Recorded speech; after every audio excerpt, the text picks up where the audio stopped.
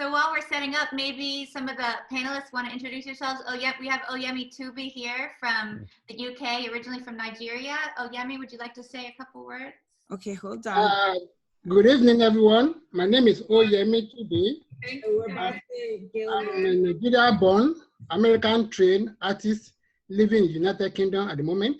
And as you can see, my background is my answer to the Black Lives Matters that I'm working on. So I hope I finish before the end of the year. Nice. Okay. Hope your family in Nigeria is safe right now. Oh, I will pray so. It's crazy there. Yes, thanks. And Sonia, you want to introduce yourself? Hello, everyone. You will be seeing at least one of the pieces that I have done about police violence. They have a larger piece that is 20 minutes that I will be presenting soon. But then like that, you could have a taste of what we could do during the pandemic. Okay. Thank you. We have Denise A. Kelly, a wonderful poetess or poet, speaking today. Yes, I'm here.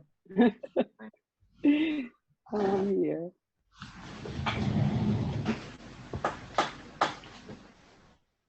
So is everything set up, or? Yeah, we're live, so continue. I could be the last one. Okay. I mean, I don't know if people are introducing ourselves or like. Yes, so Allison. Artists for Black Lives Matter. Rich, do you want to go? Sure. Hello, everybody. Thanks for coming in on November 1st, Dia de los Muertos, Day of the Dead, and to this show. My name is Richard Wright, and I like to identify as an intersectional Afrofuturist, and I'm a part of Artists for Black Lives Matter, and I'm glad you're here. And since I'm choking, I'm going to pass it on. Allison. Oh, okay, thanks. Hi, I'm Allison Kotzig. I'm also a member of Artists for Black Lives Matter.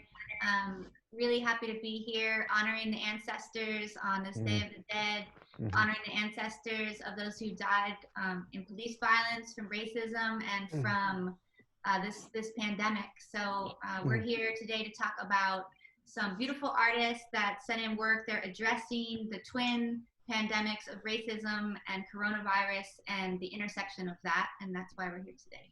Thank you for joining. Yes, and my name is Nikki Lopez. I'm an artist and curator, founder of What's Your Elephant, a movement that uses the arts to talk about anything unspoken. I'm also a member of the Artists for Black Lives Matter collective. And welcome everyone. We are live, we're on Zoom, and we're on Facebook on Artists for Black Lives Matter. And so today we'll be presenting a virtual exhibition. Like Allison said, we had a call to artists and people submitted works that we're going to showcase now. We have our collective, we've been going on since 2014, I believe. And we do, we're a traveling collective. Every time we have an opportunity to showcase our work, we send out a call to artists and ask the world, ask artists, ask activists, all the people combined to make a 12 by 12 piece of what does Black Lives Matter mean to them. What does, positive Black images, what does positive pro-LGBT, pro-women, all of those things mean to them, and as well as any loss of life due to racial injustice or anything dealing with inequality. So I'm going to turn it over to Alana to start. If you're joining us, please share this video along so everyone could be a part of this conversation.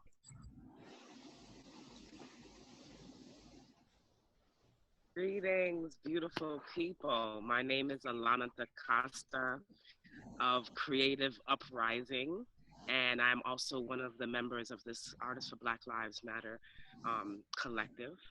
And it's such an honor to be here today on a day like this. And I really want us to start by grounding ourselves and connecting ourselves to our breath. So I'm out here in nature. I'm out on the West Coast right now. So I have the been blessed with the ability to be sitting outdoors. So even if you're indoors, I want you to go ahead and take off your shoes, uncross your legs, get really grounded, and really feel all four corners of your feet as they press into the earth. If you're sitting in a chair, try to sit upright, slightly pinching the shoulder blades, relaxing the shoulders away from the ears. And we're just gonna acknowledge the breath. The breath is a reminder that we are alive. The breath is also a reflection of how we choose to live. So without judgment or expectation, just simply observe how you are breathing in this moment. Where do you feel your breath land? Does it resonate in your chest? Does it go deep, deep, deep down into the base of your spine? Or does it rest in your shoulders? Go ahead and relax the shoulders away from your ears again. The elbows are heavy. The palms of your hands are facing up. Not only to receive, but to give everything of your divine purpose, to shine your divine light. So continue to breathe. And when you hear the sound of the singing bowl, I want you to focus your breath on breathing in and out through your nose, deeply and intentionally breathing for at least a count of 4 in and out through your nose. Now listen for the sound. Sounds surround us every day in life, the sounds of life, the sounds of joy, the sounds of change, the sounds of chaos. But just focus on the sound of the singing bowl. Allow it to fully mesh with the sound of your breath. Inhale through your nose for at least a count of 4. Slowly and intentionally releasing the breath also through the nose. Knowing that in order to receive the next breath, we must be willing to let go. In order to receive the next blessing, we must be willing to let go. Let the shoulders away from the ears. Remember who you are. Remember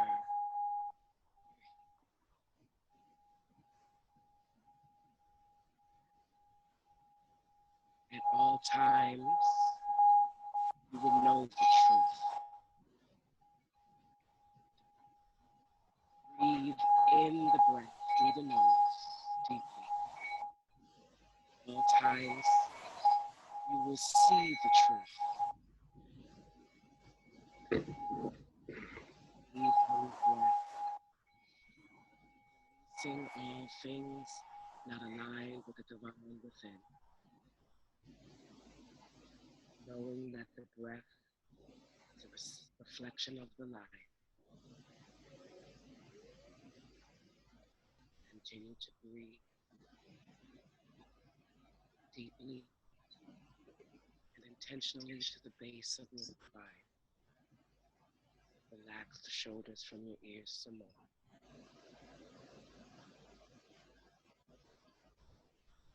And when you're ready, go ahead and slowly open your eyes.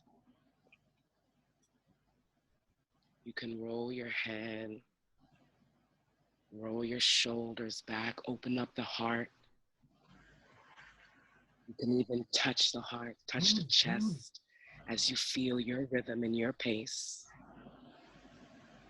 At this moment, we're going to pay homage to the ancestors. I have here a bowl of water, and water is a conduit. It holds and it stores so many memories, so many energies. So at this moment, I want you to think of those courageous and wise ancestors that we have lost along the way, knowing that they are not lost, knowing that they are always with us. Omi tutu, omi tutu, omi tutu, tutu ori, tutu umi, tutu aye, tutu laroye. Cool water, cool water, cool water. Cool ori, cool spirit, cool earth, cool owner of the crossroads. We pay homage to the Most High who spreads all over the universe like a map. We respect the dawn of the day and the end of the day. We pay homage to Earth Mother Onile and to all beings of light. We pay homage to all ancestors wise and courageous whose shoulders we stand upon. We honor those lost during the Mahafa. We honor those lost in shadow slavery. We honor those lost in several rights movements across the world. We honor those lost each and every day in times of pandemic, in times of injustice, in times of loss, in times of fear. We pay homage to all of those born and unborn. We thank you for your continued guidance and protection. We thank you for the wisdom needed to live and love in unity as a community. Asheo, Asheo, Asheo, Asheo.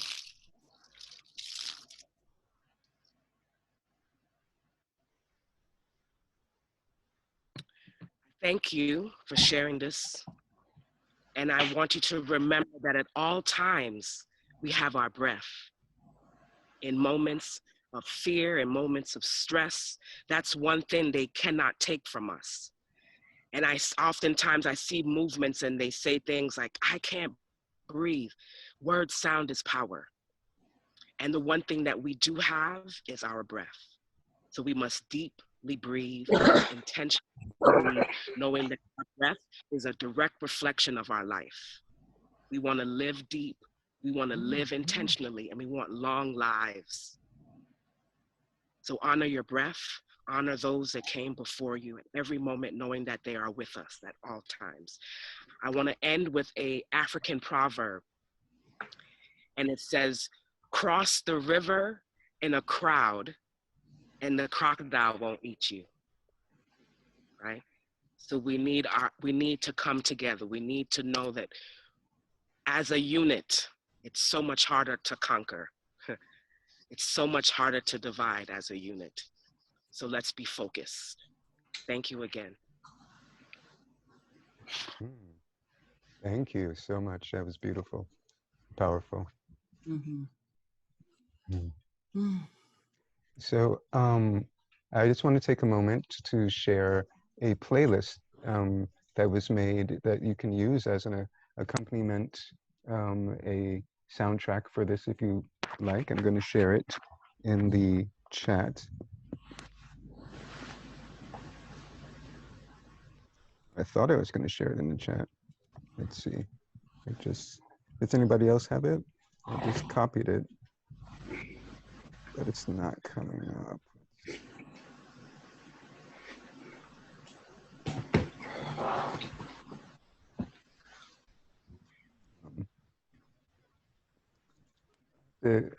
Can somebody pick up? I have to look for this. Yeah, I'm looking for it now.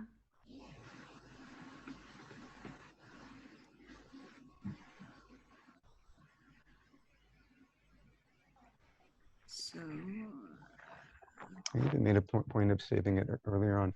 Okay. Oh, we have it. Oh, okay. Okay. Yeah. So this. Oh, there's another message. Okay. So this is a playlist that I made. One of the things that I do is DJ, as well as visual arts, and doing workshops around consent culture and healthy masculinity. And this particular playlist is around Black power and liberation in the times of pandemic. So please enjoy whenever you want, share with whoever you want, and we see it as a soundtrack for today. Mm-hmm. Thank you. Mm-hmm. And let's see, and so we made this call at this time, and when we started, we figured that we wanted to acknowledge just the particular oppressions that came with this pandemic, and as we progressed, we saw how the intersection with the pandemic of racism was just so in our faces, that that it was affecting Black people and all people of color at a much more alarming rate than anybody else. And we're watching things happen, like this administration is choosing to kind of do this herd immunity thing without any consent. Like, seems like people are willing to sacrifice their own white grandmothers and grandfathers if they know that more Black people will be lost in while that's happening. And we wanted a statement, and for people to get a chance to express themselves, especially in isolation, to be able to express, frustration, visions of a better future, honoring ancestors, what have you. So that's some report went into this. So we're gonna go and I'm gonna go share my screen, and we're gonna go through some of the slides. And so all of the pieces that we have here in the slides are the new pieces that responded to this call that we put out. I think it was like in March or early, late spring, early summer. So let's go here.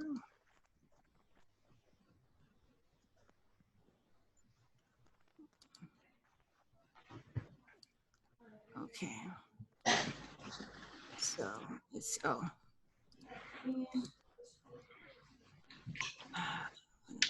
to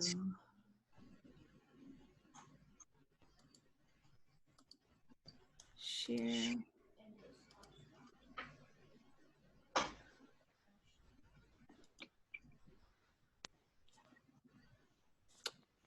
So this is the Pandemic Alliance edition, the virtual exhibition.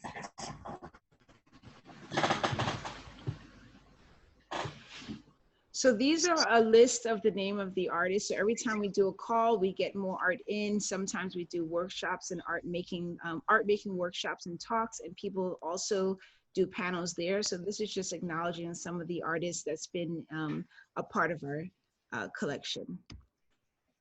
And so for the artists for the Pandemic of Racism exhibition, the new works that we received was from T-Pop, Sandra Jean Pierre, Oyemi Tube, Francis Anagu, Marley Joseph Dacier, Farzana Akhtar, Tyler James, Vincent Ortiz Cortez, Tomoko Matsumura, Benedict Blanc Fontenelli, Denise A. Kelly, Linda Valeria, Darija Stepanik, and Joyce Campbell. My apologies if I messed up the name, but thank you all for contributing the work. And if you guys need to correct me, I'm fine with that too. So Sandra Jean Pierre is one of the artists. Is she on the call? Because I don't know who's, okay. Okay, so she's not a part of the panel, but she's also one of the beautiful pieces, submitted one of these beautiful pieces. And I'm just gonna cycle through. So we have a couple of the artists that is a part that submitted new work, and they're gonna talk about their work when we get to them. But other than that, we're just enjoying the submissions. So we have Vincent Ortiz, Cortez. This is a still from one of the performances. Marla Joseph Dacier, No Color for Loving and Coronavirus. Oyeyemi Tubi Moyet. So I know Juliet, you're here. Can you talk a little bit about your art practice, you know, where people can find you, as well as a little bit about this piece? Okay, thank you very much. My name is Oyemitubi Moyet, is my artistic name. At the break of the pandemic in March, February this year, everybody is talking about the pandemic. Around July or so, the rate of people dying in America, New York, shoot up. I think up to now, New York is the most affected city in the world with the death toll and the people that are affected. So that's why I was just thinking about the situation. America is a great nation. New York, I mean, the Statue of Liberty is what came to my mind, that the whole world is praying for the healing of the people around the world, and especially in New York, you have many people are dying. So, I mean, in the good days, the Statue of Liberty stands strong and tower, but during the pandemic, the Tower of Liberty dropped the tablet and the torch, praying for the healing of the Big Apple. So the Big Apple is the nickname for the New York. So the pandemic, the coronavirus is like a worm eating up the people of New York. That's what I'm trying to illustrate here. So the war power, Donald Trump, with his big button of nuclear weapon, cannot shoot off coronavirus. Donald Trump is affected. Our prime minister here was sick, like in a coma for some time.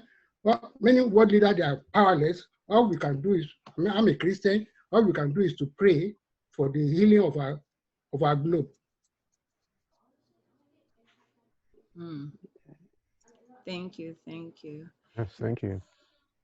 Yeah, that's a beautiful and powerful piece. I really like how you had the Statue of Liberty dropping her torch, because this is now more important to put out the healing and to send up prayers for healing for the nation, for the world. So that's a really intense statement. All right, thank you. Thank you. Yes, thank you. And it also talks about adaptability, actually. Now, can you go back? Because I see it in the background. You see like how she's holding her torch up. And then just because the pressure of the moment comes, she immediately acts. So she's not stuck in an idea of what she's supposed to be doing, but instead she's adapting to the world as it's running, and as the needs come by, she acts. So I really like how you did that. All right, thank you. I mean, like I have three doves in the background of the Statue of Liberty, because what America needs at the moment is peace. So that's why I put the two of those there, that United Nations, United States will become a United State. At the moment, it's a divided state with racism and all this KKK come up from the war and what they did. So we pray. I mean, like, I don't know what the result will be on Tuesday. I pray that Donald Trump will not steal the election again. I mean, I don't want to be political, but America is just like a one party ahead of Russia that we condemn. So we don't have any choice. If you don't like Donald Trump, you have to vote for Joe Biden. So if there's like our country here in UK, we have many parties. If you are fed up with the two parties that are ruling, you can vote for alternative. You don't have alternative. So I'm not campaigning for Joe Biden, but we have seen the evil of Donald Trump for the past 4 years, and we not unite. I mean, like I like Abraham Lincoln. During the time of Abraham Lincoln, he was praying for peace of the nation, but this one just take opportunity to divide the people. Whether black or white, we need to unite. Yes. Thank you. Yeah, thank you. True. Very true. Very true. Awesome piece. And thanks so much for coming on to explain a little bit about it, because we get so much of a deeper understanding of the work to have the artist present. Right. What medium is it? What is it? What are you Oil, using? oil on canvas. That's canvas? Okay. Yeah. Okay. Nice. Thank you. Thank you. Thank you. Thank you. So, and then we have Francis Anugi, Song of Bushi Alongo. Was someone? So yeah, that was going to be I Alana. think Alana's reading, no? Yes. So, Song of Bushi Bongo. Day dawned, dabbed sensually round the ferret sun, revealing Africa's luminous hills, coupling soul and passion plunged in a soulful voice, crackling with many ponds of freedom for the next season of blooming democracy far away from apartheid and a desert of vexation. Dimples of your hills, crisp and colored, Rwanda's genocide blades, Africa. One who knows the archaeology of beauty, values the emeraldry of your name, your translucent skin, complexion undiluted, as foliates of the AU tree, as a totemic calendar of royalty. From the names of your reverberating songs, hear the birds crooning through the horizon, through the rainbows, across ever-lush grasslands, feeling the Wolof boys' herd, the abundance of evergreen grasslands. Our spirits are high up, Africa, lettered in brilliant colonnade of your venerated name, with countless stars aglow beyond, Naime's city of flying bullets. It's a beautiful piece. That's beautiful. Beautifully read, too. Yes, both, yes. Wow. So we have Farazana Akhtar. She literally just wrote me an email. She says that she's very sorry she can't be here with us today, but that she's been taken ill. But this was a very important project to her, but she is doing a study of women who have been attacked by acid. Where is this? So she has a photographic essays, and these are, I think, 4 or 5 of her her most important pieces in her words that she wanted to share with us today. Where is this? Where is this that women are being attacked with acid? Yeah, I'm sorry, I don't have that information in front of me. Sorry. Okay. I can go look. Let's see. It might be on the artist information there, but she doesn't write it anywhere. Oops.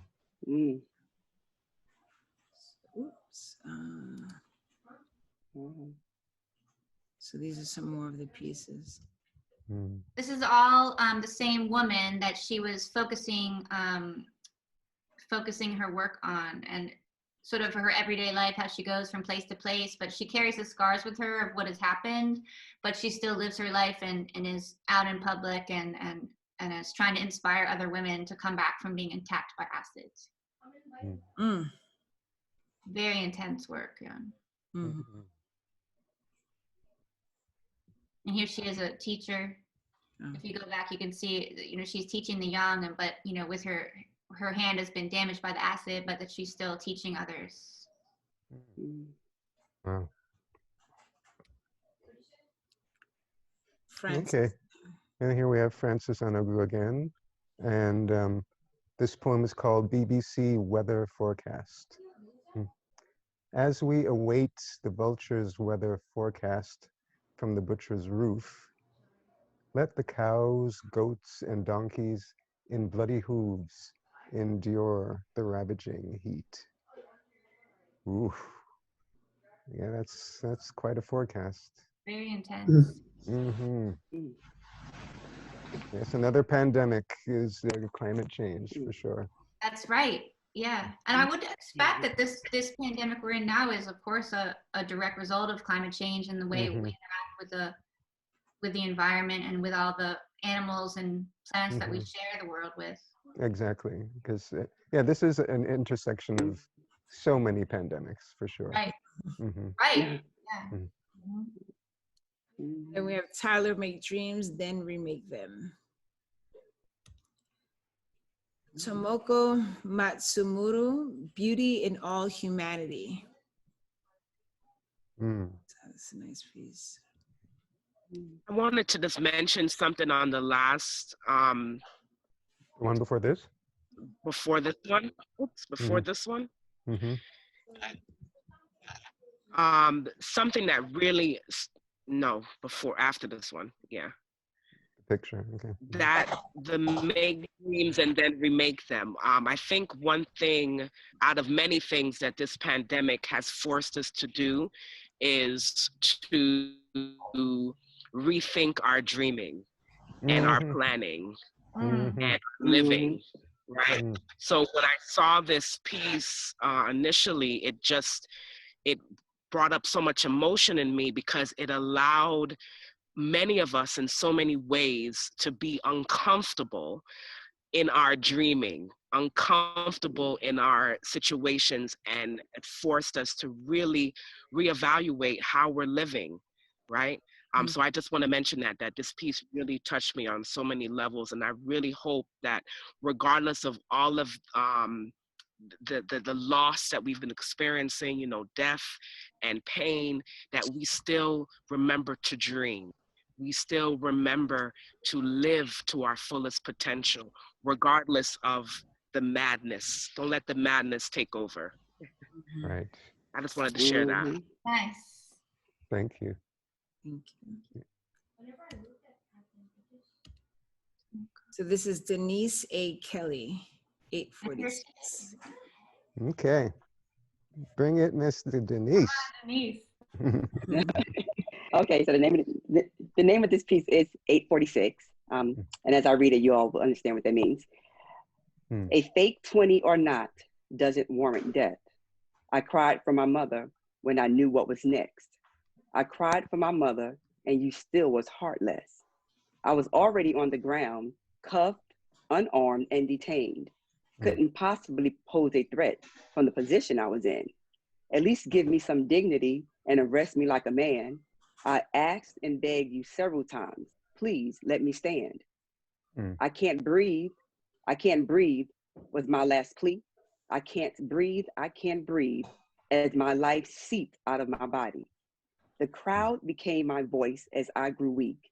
They pleaded for my life when I could no longer speak. Let him up, let him go. They demanded for my release. But their cries too were ignored as you were killing me softly, slowly.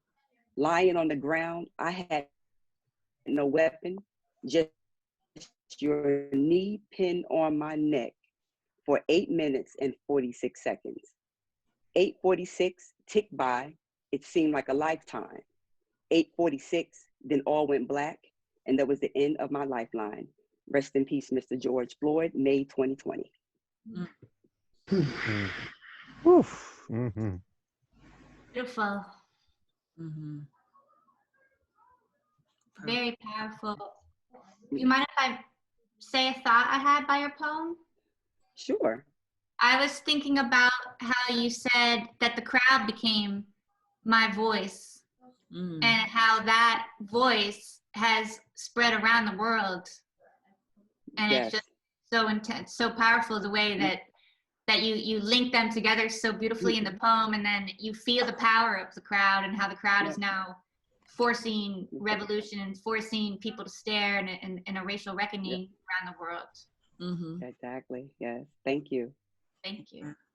And I would say I saw a couple of places because of this, they said it's the largest civil rights movement because it's like global. It's not even, like in Europe and parts of Africa and everywhere, they're just protesting this and standing up and just saying enough is enough. Right. So that we have to powerful see that piece. also Black Lives Matter also have expanded as an organization globally. And then I think it's important then also that in those in England and other places, then they have also a lot of Blacks have been victims of police brutality as well. So I think it's that because colonialism and slavery was global, I think that we have also this global connection to violence against minority in those countries too as well. Mm-hmm. Yeah. Mm-hmm. I think it was either Japan or China. There was like this big thing because, you know, some of the racial discrimination that's been happening, it just kind of bubbled to the top, and they had like some ads and all that. So everywhere, like, yeah. Right. Yeah. Mm-hmm. Linda Villarreal?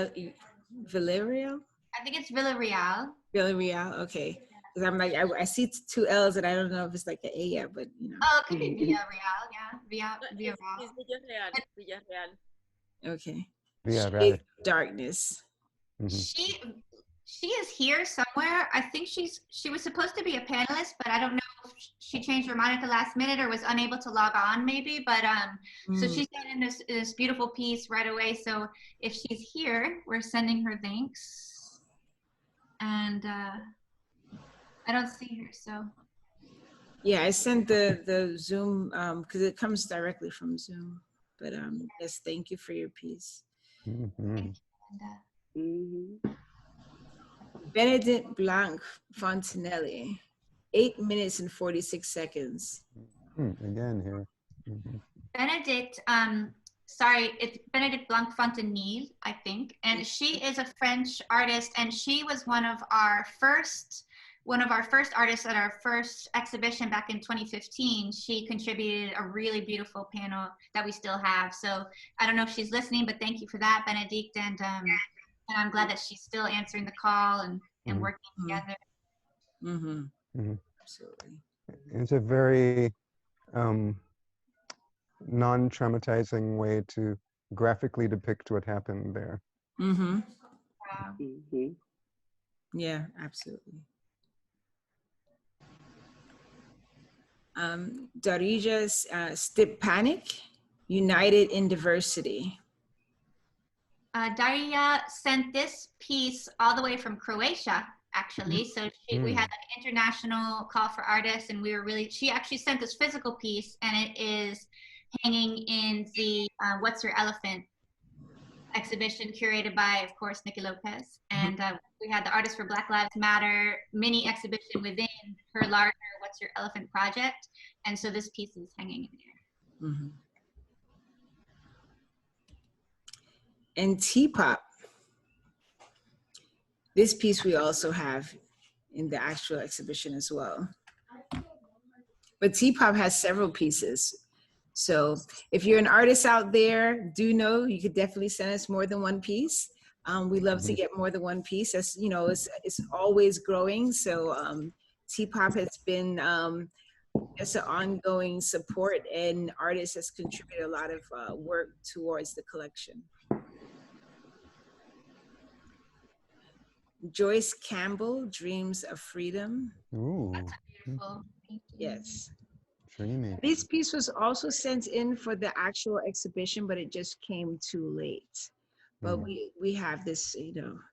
And also I want to say for those on the call, if you want to send us, either a print or a copy of the piece, it will be also a part of the permanent installation. So when we have another exhibition, it'll be included in that. So we wanted to have something virtual because of the pandemic and everybody sheltering in and having the safe space. But at some point, things are going to open up, or like how there's some of the pieces in another exhibition where it's like appointment only. So if you would like to include that, we'd love to have the work there.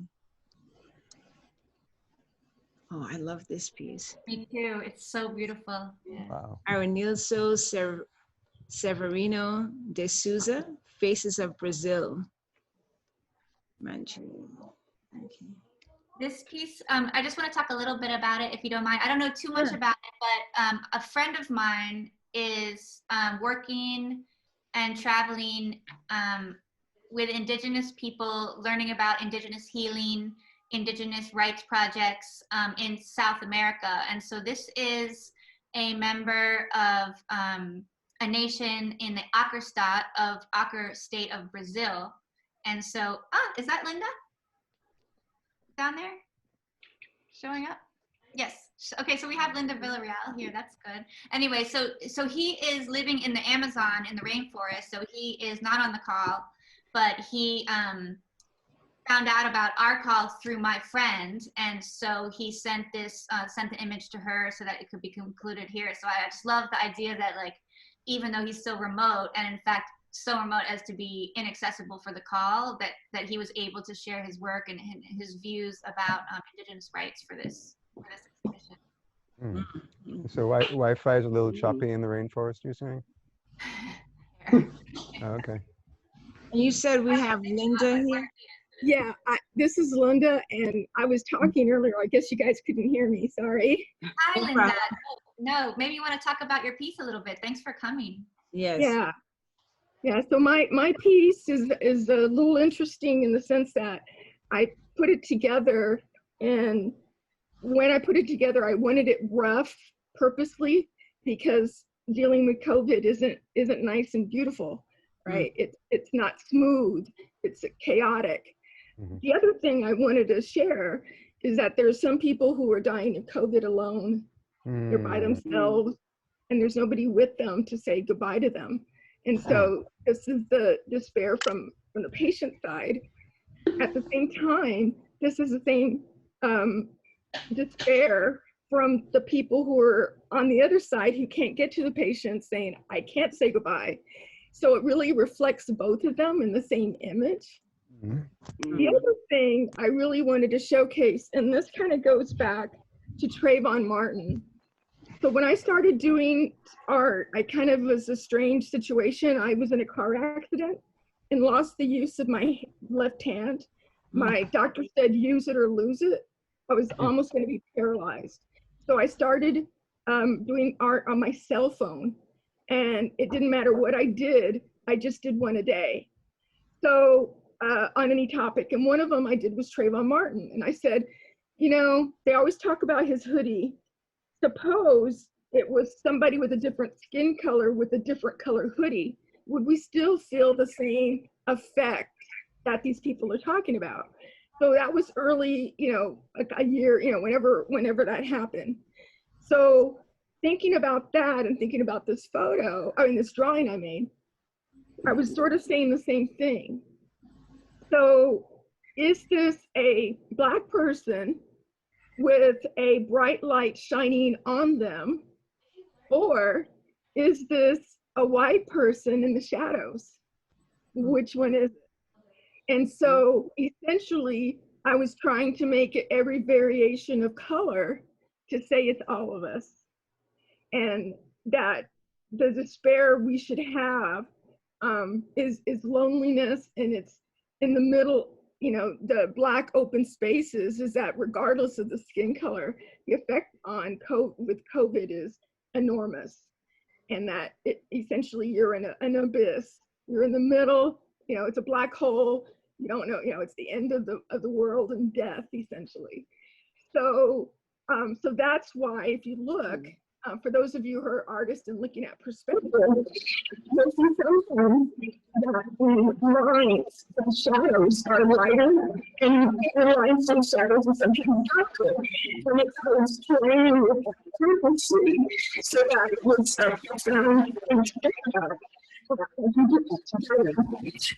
thing I wanted to point out to this audience is that even though I'm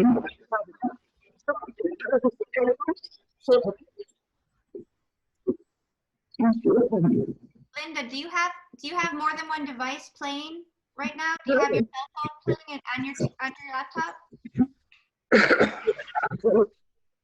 Because there's just a bit of an echo, kind of. Yeah, we heard most of what you were saying, but the last 20 seconds or so sounded like a bit garbled.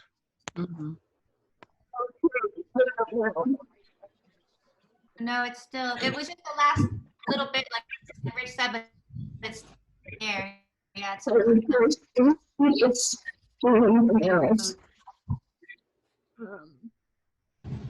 yeah, Is that better at all? Oh, yeah. Yeah. It Yeah. is? When I was in a car accident, the doctor had to have an 8-level spinal surgery, and the doctor cut the nerve to my vocal cord. And sometimes when things are garbled, it's because of my voice. So that's why I was double checking. It wasn't your voice. It was definitely a technical. Computer. Yeah. It's definitely technical. Yeah.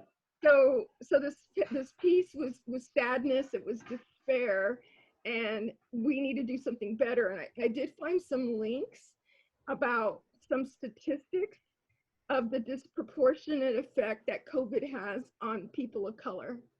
And 86%, Black communities are at a higher risk of dying, of having access to health care, of having no insurance, of having some of the underlying diseases such as diabetes and obesity, which then puts you in a higher category. So before we even get to COVID, it really goes back to inequality of our communities and not taking care of all citizens. The same thing is the case for Native American and also Hispanic communities who are not getting the treatment. And then once they're in the hospital, their standard of care that the nurses give is more minimal than what's happening to people who may have lighter color skin, and that's unfortunate. So we have disparity since cradle to grave, unfortunately, which ultimately results in the numbers that I have. And so Allison, if you're running this, I can send them out to you, these links. I think they would be really interesting because they go into why is this the case, and it's actually written by the AMA, the American Medical Association, and the CDC, both of which, and Harvard, all of them have done these studies and said that we need to do something about it, and then here's what we need to do about it. So it gives some suggestions and pointers. Yes, please send it. Yeah, please send your links. Yeah, thank you. Yeah, and the last thing I want to say is people looking at me will say, well, you're a white woman. Well, that's true, I am. I was doing my genealogy and found out that my grandfather was Black. Not only that, he's from Jamaica. So my great-grandfather, I'm sorry. And so it's been really funny that on the genealogy community, their last name is Davis, and so they're listed as Black and Creole. And so I've been very proud of the fact of that and have been researching, back on them, and then have found cousins that are we look alike, but we just have a little bit more tan. And then I found a lady who looks like just the spitting image of my mother, but with a tan. So I have been just blessed with that. But I felt this way before. I could have been, if you stayed in Jamaica and didn't come to the US, I could have had the tan also. So I look at it as nobody should judge me by the color of my skin, but I'm a big advocate of Jamaica as a result. And it's kind of been a funny, interesting thing to happen as I've been researching my genealogy, and then my two cousins, are just tickled pink because I've been able to share with them about their ancestry, which is very difficult to do in the Black community. But I've been able to cross it to the slave records and show them how I did that. And that's very, very difficult. And oftentimes you can't do that because of the slave registration. So again, just despair really is the picture, and I want this picture to change, to hope. What can we do to do better?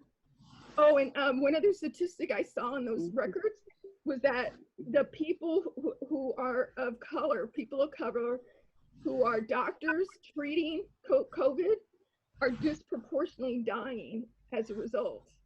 And so what happens is, if those are the people who are actually giving above standard of care, and they go, then the numbers are only going to get worse. So I just want to leave that with y'all. Wow, thank you. Yes, thanks. Mm. I really enjoy that this piece has so many different colors, because it really kind of ties in, one, that we're all in this together, because that's part of it, right? Everybody's so separate, and there's different shades, you know, Black people, people of color, we come in all different shades, and you know, and a lot of times, even though unfortunately Black people, people of color get the brunt end of the stick as it, you know, racism and racial injustice matters, it really impacts the whole world. You know, it's just that the people who are white and privileged may not understand how it negatively impacts them as well, but it does impact them. It does impact the economy. I think this kind of like gets into that conversation with the art piece, the fact that it's like, oh, different shades of white people, you know, Black people, there's also whiteness in there. Everybody can kind of see themselves in this photo, and that was what I was intending, so that it was saying, oh, this could be me, and I should feel sad, or I do feel sad. Yeah, and I know when we were talking about this exhibition, putting it together, and we kind of wanted to focus on the COVID, the pandemic, because part of the reason why it's impacting Black communities and people of color is where we go back to from the beginning, the system, and it's not flawed or broken. It was created as it's working as intended. So that's why it shouldn't be fixed. It needs to be completely dismantled and rebuilt from the ground up.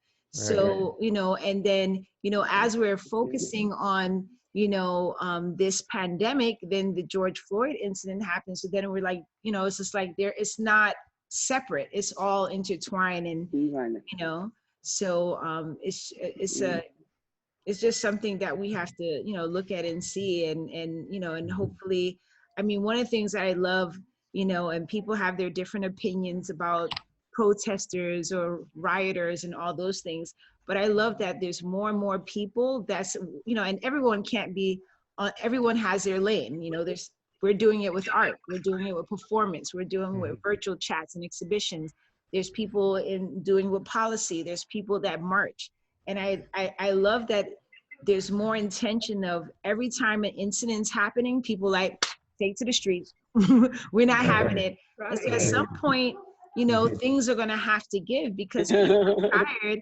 and the moment someone else gets tired, there's our swim coach, his son went to a protest because something happened in the same city, and he was like, I gotta do something about it. And him trying to help somebody else, he got shot in the eye with one of those bullets from the police, the pepper thing. Rubber bullet, or? Yeah, rubber bullet, yeah. And he potentially won't have eyesight in vision in that eye again.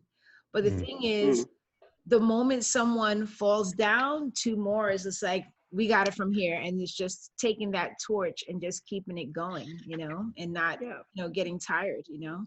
So. Yep. Yeah. And oh, can I share my screen real quick? I just wanted to show you that. Let's see.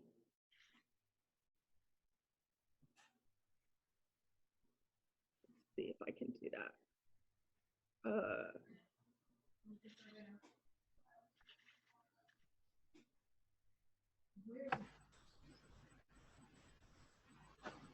Just a second. I was looking for that, to get that one article that I was telling you about. It was the AMA.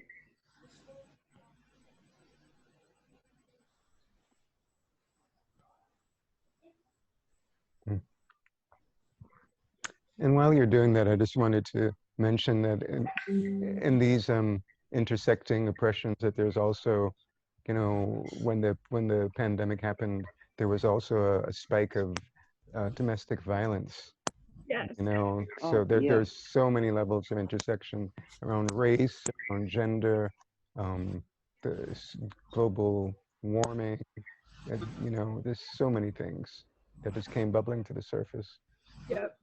That's So true. this has the links to the impact on COVID on the Black community with a lot of links that go specifically into detail of where the stats are coming from.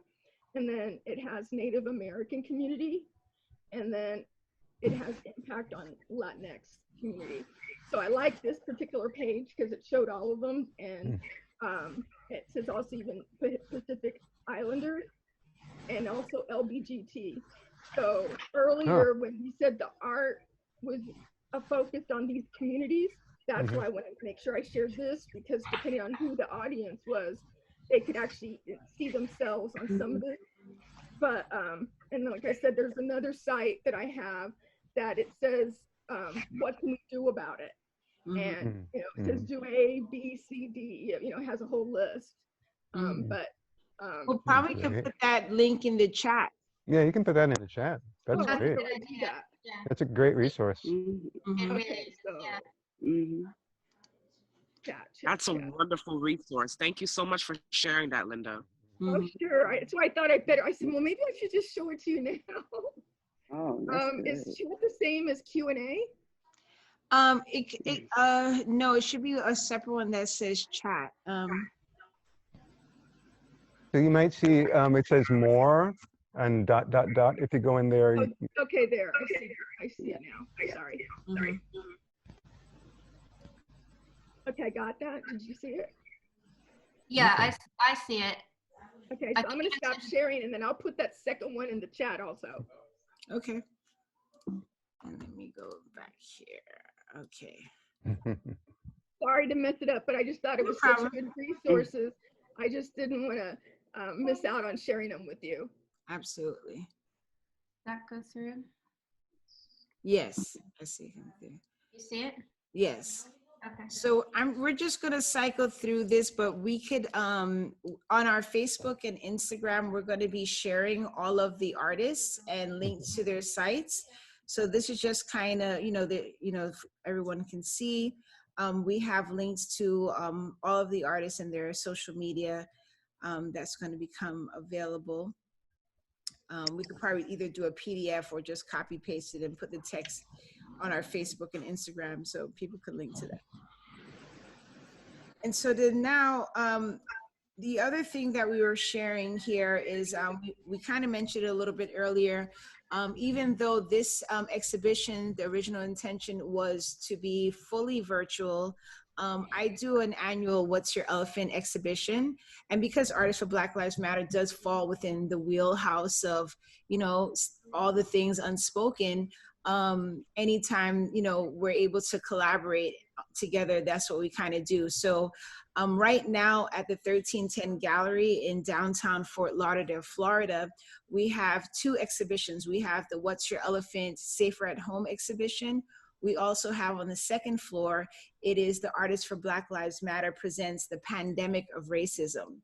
So this is a whole floor dedicated to our panels. There are a couple people from this particular virtual exhibition that sent the work in. So it's probably the largest amount of panels we've shown in one place, but we, each time, whether it's a wall, a space, a corner, a door, we're filling it. So, so that's where it is now. Originally, it was supposed to be August to October. The work is still up till probably the end of November. If anyone's in the South Florida area and would like to see the exhibition, they could reach out to me, Nikki Lopez, and we could coordinate a time to schedule an appointment for you to come, wear your mask, and walk through the exhibition. But we do have a couple of slides with the actual exhibition. So, what day is that? excuse me? What day would that be? Well, we could arrange it. So 1310 Gallery is an art community. It's a live work residential art community. I'm here, Alana's here, there's a few of us. So if you reach out, we'll figure out a date that kind of works for both of us to come through and see the exhibition. Okay, thank you. Yeah, you're welcome. Yeah, I'm in Orlando, so I'm not too far. That's oh, okay. Wow, okay. So yeah, so this is not the whole, there's 3 floors of art. So this was one complete floor. And, like we said, there's several pieces, some of them that, Allison, Alana, Richard, and I, we've also contributed to that. That's a part of these walls. So this is just a snapshot, but again, we see the teapot piece. And we have artists of every level. We have from professional artists, from people who don't consider themselves artists. We have children, we have photographers, we have poets, we have singers. So don't let your, a lot of time people feel, oh, I'm not an artist, I'm not creative. Don't let that ability stop you from contributing a panel. And you could put whatever you feel. You could do a collage, you could do a mixed media piece, but have your voice be heard visually, and definitely contribute to that. Or like how that bottom piece where it's like a statistic, this was from 2017, they said there were 150 people killed by police during the first month of 2017. I'm gonna say 105. That was like a really alarming statistic, but also it's a great example of, it doesn't have to be quote unquote creative. It could be your expression. This is another wall, and we have some of the works.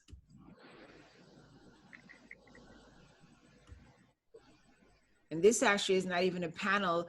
They did this on this board, and it's there's glaze on it, so that's why there's a little sheen. It's a little difficult to shoot, but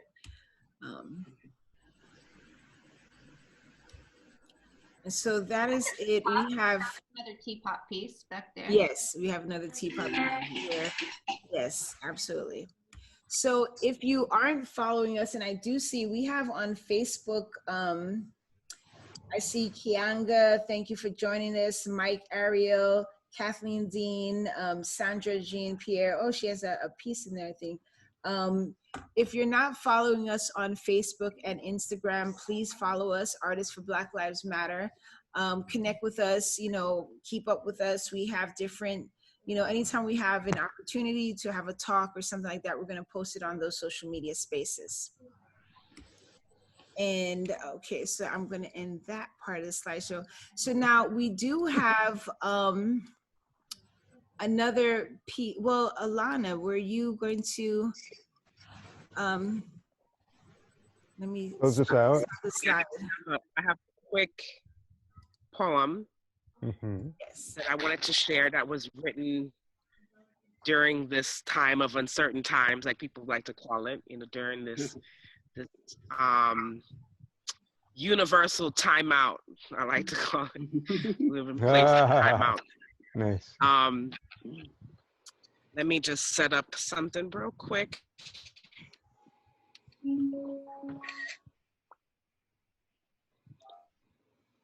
Okay. All right. So this is, like I said, it's brand new, so I'm gonna read it.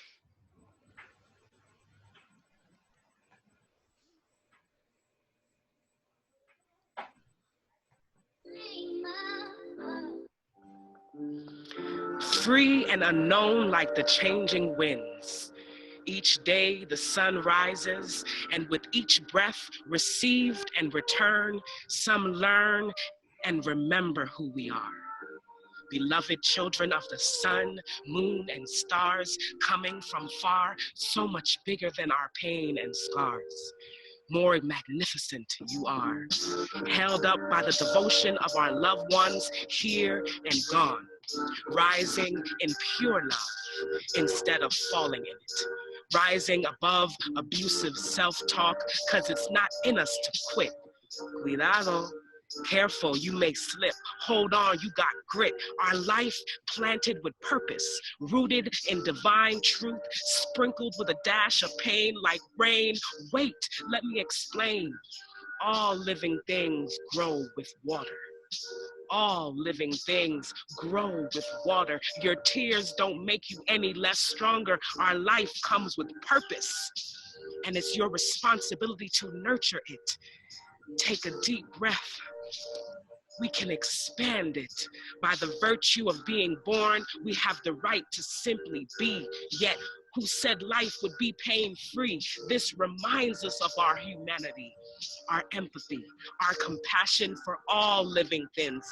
The pain, this pain that we carry runs deep. It's been passed down and stored as memories in generations of bodies, lost and found by the strength within to keep on moving. We carry it. We carry them. Grit your teeth, jump right in the cold, healing waters of life. Here we go again. Free and powerful like the changing winds. Bright like the sun as it rises. Take a deep breath with me. Deeply receive and return to who we are, to who we used to be. The beloved children of the sun, moon, and stars.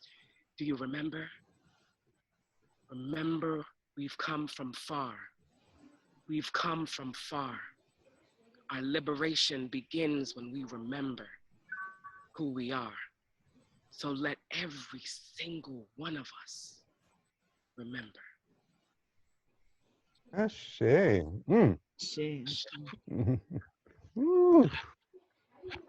Powerful. Thank you. Thank you. Yeah. Beautiful. Thank you. Is that the first time you're reading it aloud to people? That is actually my third time. Okay. But it was a difficult piece to write because in moments of what is all going on, I felt exactly how Linda's picture is depicted, that moment of darkness, of despair. But one thing that I learned is that, you know, in moments of darkness, we can see the brightest light. That's right. Right? And not every experience has to be painted bad, even when it feels bad. Right? We have to, it really forced me as an individual to dig deep within myself and look at the roots of how we ended to where we are now. And know that, you know, we ever changing, we're ever growing. And there's growing pains that as a collective that we have to go through. It's unfortunate, but necessary. Like Nikki said, the system is working exactly how it was created. So it is up to us, each individual, to take responsibility and to see what part of the puzzle we are to dismantle the same system. Right. Because it hurts everyone. Black, white, brown, whatever you want to label yourself is hurting you on some level. Yeah, perhaps what it becomes is a two-panel art piece, one with the despair and a second panel that's showing the love. Absolutely. Absolutely. Yeah, because there's the darkness of the womb, right? For creation, right? You need that darkness of the womb for creation. Yeah, absolutely. And that's and this forced stillness that the pandemic has given us, you know, like there's a lot of forced wisdom we've been given from it, because it just got to sit still. It's like, oh, okay, all right. Yes. But anytime we do the call, and it's also part of the mission, it's not only to display the injustice, but it's also to display these positive images. We have people, a lot of times people might say, oh, I don't like all this stuff on the internet and this is that. We actually have the power to put in whatever that positivity, whatever that we want in there. So instead of us focusing on what we don't like to see on there, we could start creating that other scenario and put it out there. So it's very important for us to call attention to the injustice, but as well as all these pro images, upliftments, positivity. It's also there, and it's also part of our strength. It's a part of our grounding. It's a part of our healing and how we're going to get through everything. So, totally. I do have one question. So Laura Sue, she said, powerful and thoughtful work shared with us here today. So there's a lot more work actually on display at Sailboat Bend. So yes, so what we had on display today, it was the virtual exhibition of artists who answered to the call that we had in particular about the pandemic, coronavirus, how it's impacting Black and Brown communities at such a larger scale. So that was the virtual exhibition. However, because I have my annual show and it kind of lines up and we wanted to give that space, we did invite people who were able to send in their panels to be a part of that. So These virtual panels, we have a couple of them that actually here. Hopefully we'll get some more. But what's on the on display is everything. Is there new work also part of the exhibition at Sailboat Bend? Yes. So there's 2 floors dedicated to What's Your Elephant, and this particular What's Your Elephant is the theme was safer at home. So it talks, all the works talked about all of these issues that are heightened because of the pandemic.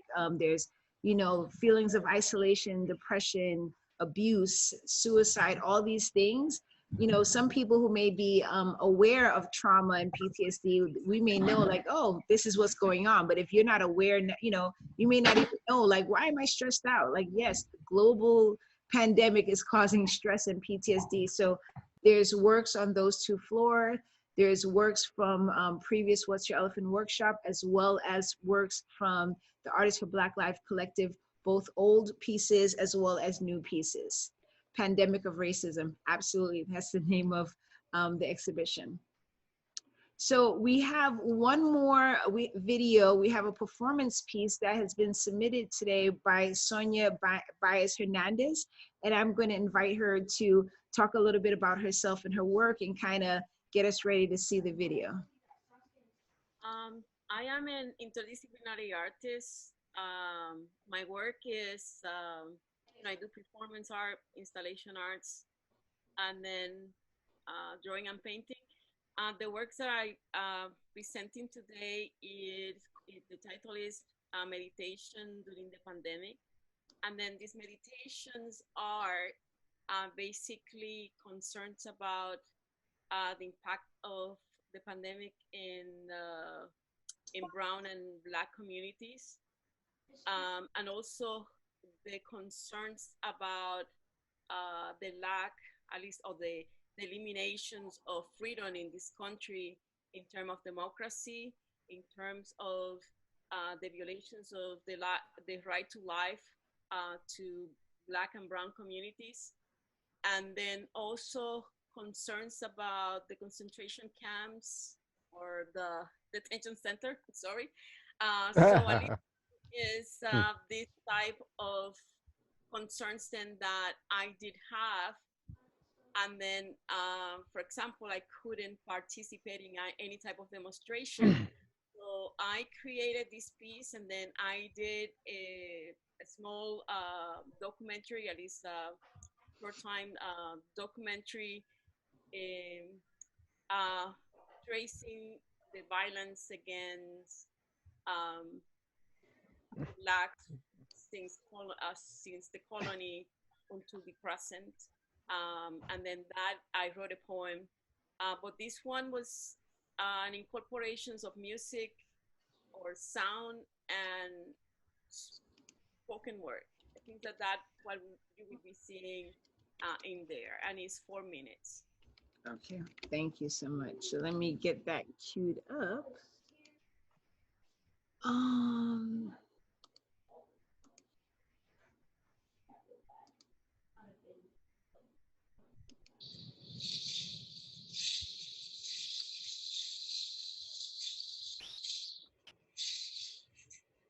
As the pandemic increase mortality rate,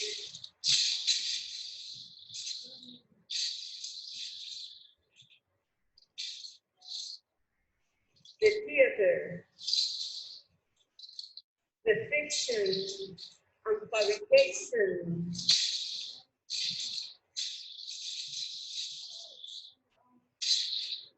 the state promoting death,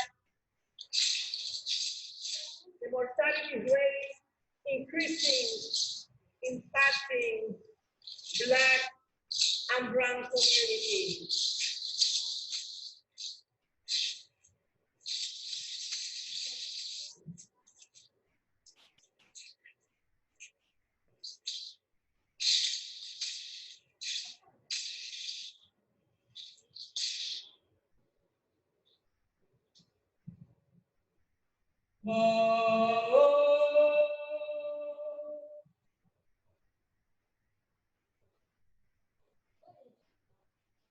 But, oh,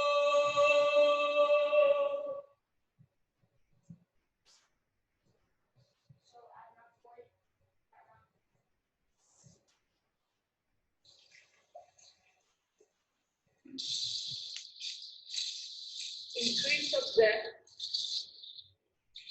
by the pandemic, police brutality, touching our roots, killing as a form of systemic racism.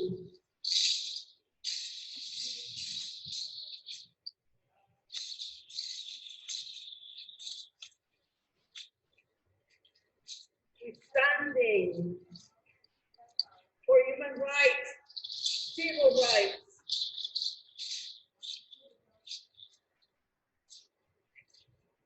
standing globally, resisting inequality and violence.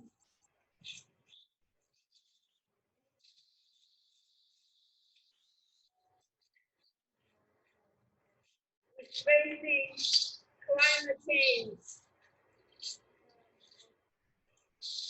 resistance to denial,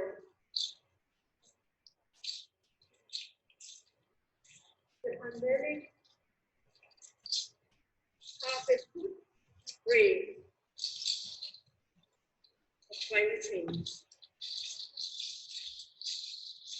It's facing and destroying the future of this planet, future generations, and the environment. We stand to protect the earth, to change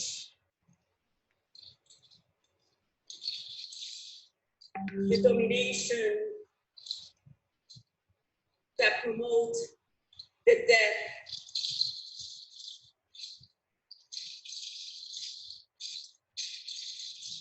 that promote a police state. We have to stop the detention center.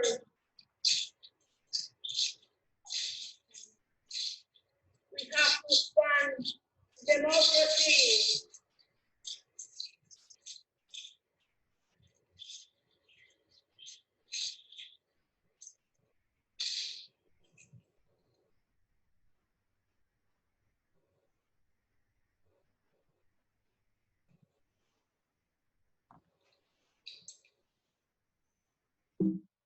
Yeah.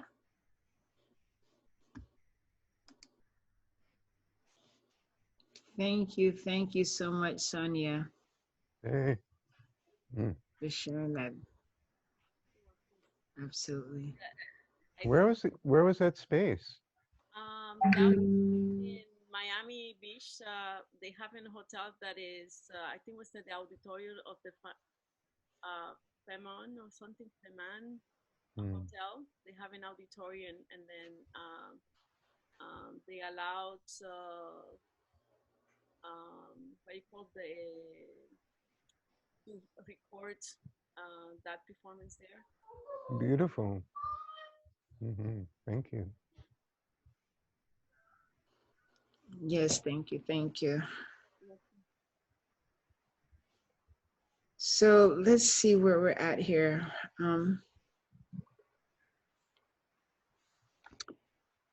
So this is the end. We're coming down to the end of our presentation. I'm just saw a message on this Facebook. So we have, we're here on Zoom, but we're also live on Facebook. So for those of you who are on our Zoom call, thank you so much for being here. I see Laura and Scott Jeffries, thank you for being here. I see some people, I'm not on the Facebook now, I just clicked off of it. But for the people who are here watching us live on Facebook under Artists for Black Lives Matter, thank you for joining us. Thanks for the energy and the comments and feedback, and as well as those who might watch this on the replay. please share this with your networks, and so everyone else can get this message and join us for our next exhibition. Again, this is also thank you to all the panelists who are here. It's definitely great that we're able to come together virtually, even though we're literally spread across the world.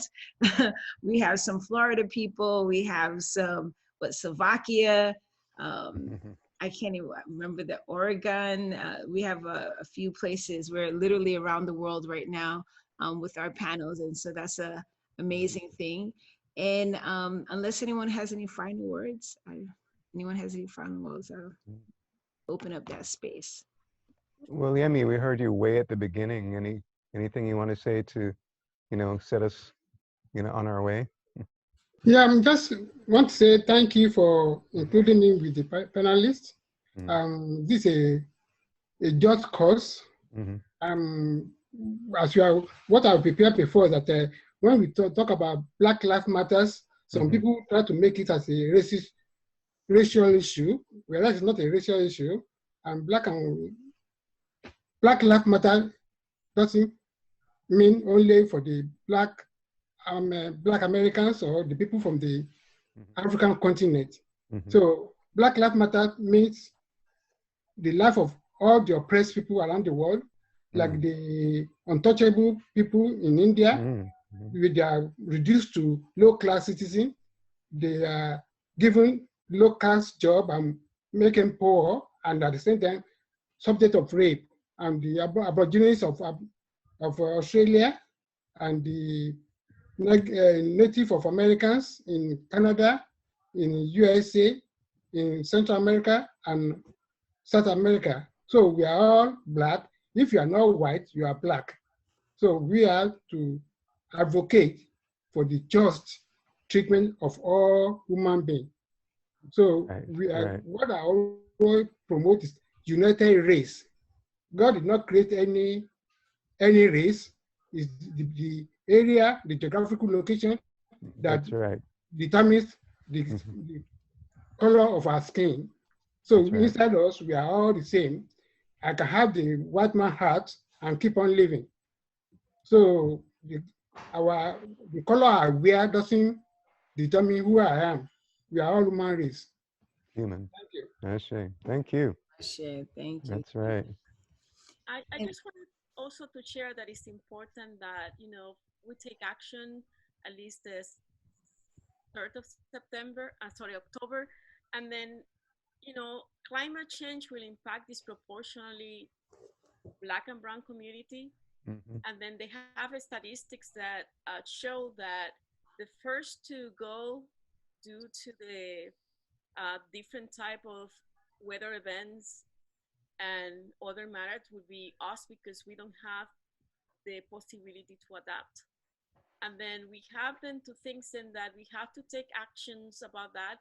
And then also our freedom. The constitutions have been changed by this man in power. And then we need to take political action in the same ways then that, for example, and then I know that I'm preaching for the chorus, but I think that then we have to be aware. We have to, in the couple of days that we have, then that we expand the preoccupation and the concerns that we all have to vote. And then we know that even the right to vote is being questioned when this president is saying that if he doesn't win, he will not accept it.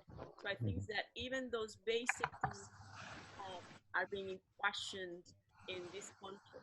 So we have to take action and stand up for freedom. Absolutely. And I see Scott Jeffries, he wrote wonderful stuff, great videos and art, and Alana, so powerful. Thank you for the opening meditation, especially. Yes. So that is it. We have concluded our exhibition, our virtual showcase and performance and talk. Again, thank you all for being here, and we will see you on the next thing. Okay, thank you, everybody. Thank Stay you. safe and Stay safe and Thank blessed and you. protected. I'm a good head. Ciao, ciao. Bye. Ciao. Bye.